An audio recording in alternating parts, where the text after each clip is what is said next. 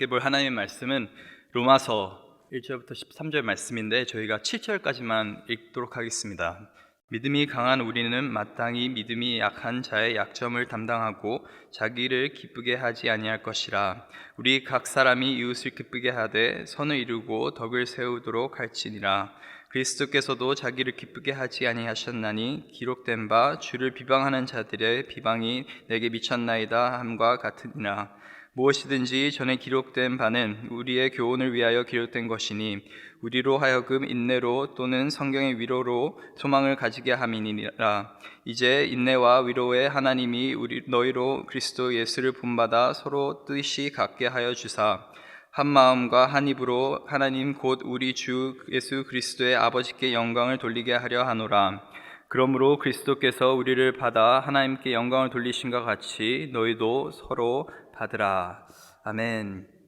네, 제가 어렸을 때 어머니께서 항상 하시던 말씀이 있습니다. 그 말씀이 뭘까요? 공부해라, 아니면 뭐 밥 먹어라, 뭐 이런 말도 뭐 하셨을 수는 있는데 항상 저희 부모님께서, 특히 저희 어머니께서 얘기했던 말은 바로 뭐냐면은 형제끼리 싸우지 말아라 라는 말씀이셨습니다. 정말 성공 안 해도 좋으니까, 뭐 너희가 돈 많이 안 벌어도 좋으니까, 나중에 뭐 효도한다고 뭐 우리 모시고 산다고 그런 말 안 해도 좋으니까, 다른 거 다 필요 없으니까 형제끼리 너희가 싸우지 말아라. 부모에게는 형제가 서로 싸우는 것만큼 아픈 것은 없다 라고 그렇게 말씀하신 게 기억이 납니다. 그래서 참 지금까지도 그 말을 제 마음속에 새기면서 그렇게 살고 있는데, 참 부모의 마음이 그런 것 같고 또 하나님 아버지의 마음이 그런 것 같습니다. 이 로마서 말씀을 보더라도 이가 구원의 놀라운 은혜에 대해서 하나님께서 말씀하시고 나서 말씀하시는 것이 14장부터 쭉 말씀하시는 것이 바로 형제끼리 싸우지 말아라. 같은 믿음의 공동체 안에 있는 사람들끼리 서로 판단하지 말고 또 비판하지 말고 함부로 대하지 말고 또 어떨 때는 시험에 들 만한 일을 만들지 말고 어떻게 보면 하나됨을 위해서 너희는 힘써라 라는 그 말씀을 계속적으로 오늘 본문을 통해서도 하고 계시는 것입니다. 같은 믿음의 형제 또 믿음의 자매끼리 우리는 주 안에서 한 가족입니다. 그렇기 때문에 서로를 사랑해야 되고 또 서로를 아껴야 되고 또 하나 되어야 되는 줄 믿습니다. 이것이 특별히 중요했던 것은 이 로마 교회 공동체는 혼합 공동체였습니다. 정말 다양한 인종의 사람들이, 다양한 계층의 사람들이 모여서 신앙생활을 했던 곳이 바로 이 로마 교회였습니다. 유대인이나 이방인이나 또 로마인이나 또 자유인이나 또 종으로 사는 사람이나 부자나 가난한 자나 힘 있는 자나 힘이 없는 자나 정말 다양한 사람들이 한 곳에 모여서 신앙생활을 했던 곳이기 때문에 참 이 하나됨의 말씀은 굉장히 중요했던 것이죠. 저희가 잘 알듯이 언어가 다르고 문화가 다르고 또 연령이 다르고 그러다 보면은 또 학벌이 다르고 그러다 보면은 말하는 주제 자체가, 관심사 자체가 다릅니다. 세상 사람들은 그래서 자기가 잘 어울릴 수 있는 사람들, 자기와 비슷한 그런 성격의 사람들을 찾아가서 그렇게 공동체를 이루고 사는데, 이 믿음의 공동체라고 하는 것은 다양한 사람들이 존재하는데 하나 될 수 있다는 큰 은혜가 있다는 것이 바로 이 믿음의 공동체라는 것입니다. 저희 또한 어떻게 보면 이 로마 교회와 굉장히 비슷하다고 생각이 듭니다.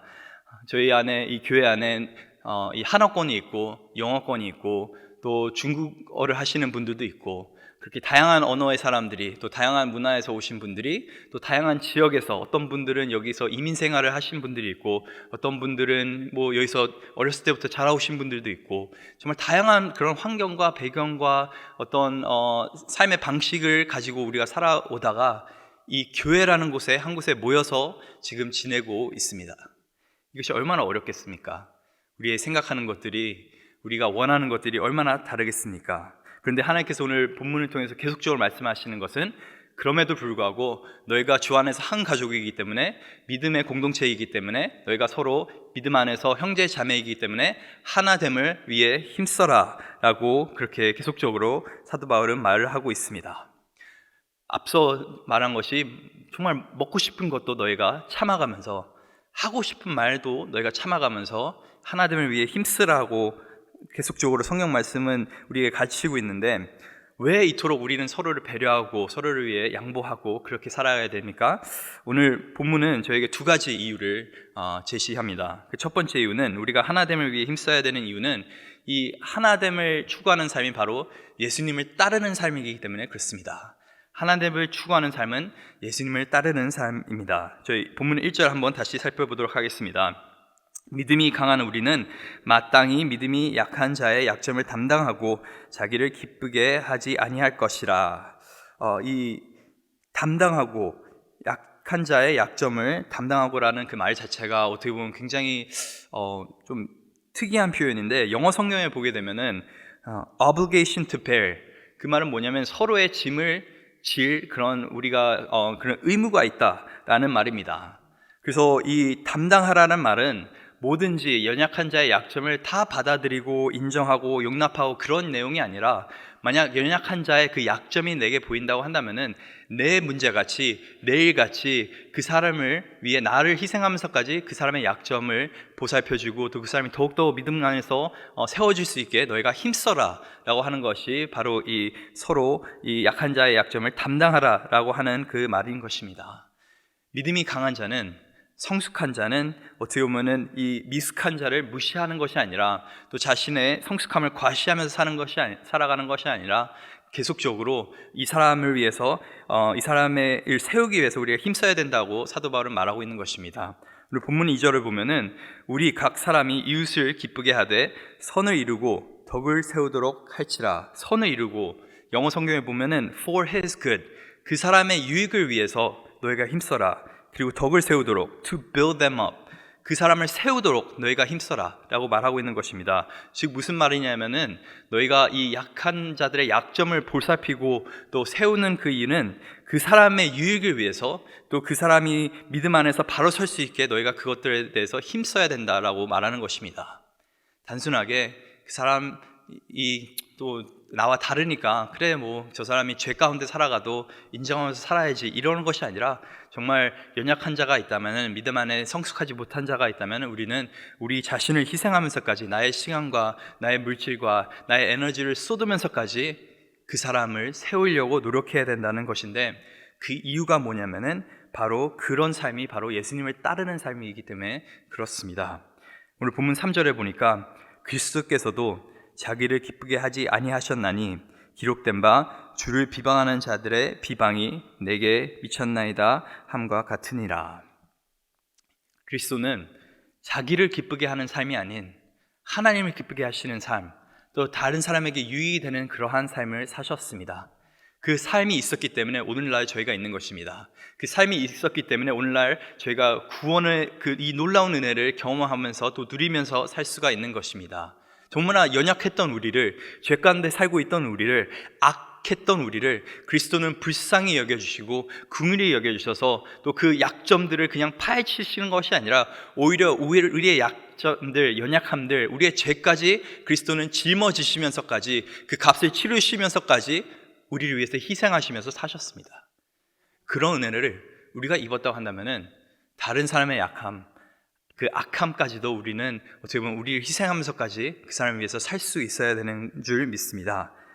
성경 안에 참 놀라운 하나님의 위로와 또 하나님의 인내가 있는데, 오늘 본문 5절 보니까 이렇게 기록이 되어 있습니다. 이제 인내와 위로에 하나님이 너로 그리스도 예수를 본받아 서로 뜻이 같게 하여 주사 한 마음과 한 입으로 하나님 곧 우리 주 예수 그리스도의 아버지께 영광을 돌리게 하려 함이노라. 그래서 이 그리스도를 따르는 이 삶 자체가 어떻게 보면 하나님의 기쁨이 되는 삶이라고 성경은 기록하고 있는 것입니다. 우리가 왜 하나된 삶을 추구해야 됩니까? 그런 삶이 예수님을 따르는 삶이고, 그런 삶이 결국에 하나님께 영광을 돌리는 삶이기 때문에 그렇습니다. 오늘 본문 8절에 보니까 내가 말하노니 그리스도께서 하나님의 진실하심을 위하여 할례의 추종자가 되셨느니라 라고 성경 기록하고 있습니다. 이 할례의 추종자가 되셨다라고 하는 이 표현은 영어 성경을 보면은 Christ became a servant to the circumcised 이라고 되어 있습니다. Christ became a servant, 그리스도께서 종이 되셨다라고 말하는 겁니다. 할례를 받는 자, 율법에 의해 살았던 자들, 유대인들, 결국엔 하나님의 백성들을 위해서 그리스도는 종이 돼서 오셨다. 종의 모습으로 그들을 섬기셨고 또 죽기까지 복종하시면서 결국 그들의 구원을 위해서 힘쓰셨다라는 것이 우리가 성경에 보면 잘 알고 있습니다. 빌립보서 2장만 보더라도 그런 이야기들이 나오고 있죠. 그래서 어떻게 보면 이런 예수 그리스도의 모습을 우리가 닮아갈 때 결국에는 누가 영광을 받게 되냐면은 하나님께서 영광을 받게 되시는 것입니다. 이런 것이 바로 하나님의 기쁨이 되는 삶인 것이죠. 이것을 적용해 보면은 저희가 작게는 이 가족 공동체 안에서 부모가 자녀보다는 당연히 믿음이 성숙하죠. 아는 것이 많습니다. 배운 것도 많습니다. 하지만 항상 기억해야 되는 것은 그것을 자녀를 믿음 안에서 잘 자랄 수 있게 우리가 도와야 되는데 항상 기억해야 되는 것은 이 자녀는 연약한 자입니다. 성숙하지 못한 자입니다. 그렇다고 한다면은 우리는 그리스도의 마음으로 정말 사랑의 마음으로 인내하면서 또 격려하면서 우리의 자녀를 잘 키워야 되는 것입니다. 그냥 너는 아직까지도 이걸 이해하지 못하냐, 왜 너희는 삶을 이렇게 사냐 하고 비판하면서 또 그 사람의 약점을 드러내면서 사는 것이 아니라 어떻게 보면은 정말 나의 시간과 나의 물질과 나의 삶 자체를 희생하면서까지 이 연약한 자녀가 정말 성숙한 자녀가 될 수 있게 우리는 힘써 노력해야 되는 줄 믿습니다. 교회 공동체 안에도 마찬가지입니다. 우리 목자 되신 분들 같은 목장 안에 참 교회 주일 성수도 제대로 못 하시고 아니면은 목장 모임도 제대로 안 나오고 그렇게 미숙한 분들이 계실 수도 있습니다. 답답하죠. 너무나 참 이 사람에게 내가 왜 시간을 투자해야 되냐 그런 의문이 들 때가 있는데 그럴 때마다 꼭 기억해 하셔야 되는 것이 우리가 어떠한 은혜를 받을 자격이 없을 때에도 예수님은 우리를 위해서 십자가에 돌아가 죽으셨습니다. 그것을 기억하시면서 정말 나의 것을 희생하면서까지 우리는 다른 사람을 사랑하고 그 사람의 덕을 위해서 그 사람을 세우기 위해서 믿음 안에서 세우기 위해서 힘써야 되는 줄 믿습니다. 본문 7절 보니까 그러므로 그리스도께서 우리를 받아 하나님께 영광을 돌리신 것 같이 너희도 서로 받으라. 이 받으라 영어 성경을 보면은 welcome one another, 서로를 환영하라 라는 말이 있습니다. 그러면서 대표적으로 드는 예가 이 이방인과 유대인이 전에는 적으로 또 원수를 이렇게 지냈다고 한다면은 복음 안에서 이제는 하나가 됐다라는 그런 말씀을 구약 성경을 토대로 사도 바울이 계속적으로 이야기를 합니다. 오늘 본문 9절 보니까 이방인들도 그 긍휼하심으로 말미암아 하나님께 영광을 돌리게 하려 하심이라. 기록된 바 그러므로 내가 열방 중에서 주께 감사하고 주의 이름을 찬송하리로다 함과 같으니라. 여기서 보면은 이게 사무엘하 22장을 빗대서 얘기하고 있는 것입니다. 내가 열방 중에서 주께 감사하고, 이 열방이라고 하는 것은 결국에는 이방인들을 말하고 있는 것입니다. 젠타일스를 말하고 있는 것입니다. 본문 10절 또 이르시되 열방들아 주의 백성과 함께 즐거워하라 하셨으므로. 신명기 32장 말씀입니다. 11절 또 모든 열방들아 주를 찬양하며 모든 백성들아 그를 찬송하라 하였으면 시편 117편 말씀입니다. 사도 바울이 뭘 얘기하고 있는 것입니까? 이 사무엘하 역사서입니다. 이 신명기 32장 모세오경입니다. 이 시편 117편은 시가서입니다. 이 구약 성경을 이루고 있는 주축 모세오경, 역사서, 시가서, 그 모든 곳에 뭐가 있냐면 하나님의 그 열방을 향한 그 마음, 이방인을 향한 그 마음이 있다라는 것을 지금 사도 바울은 이야기하고 있는 것입니다.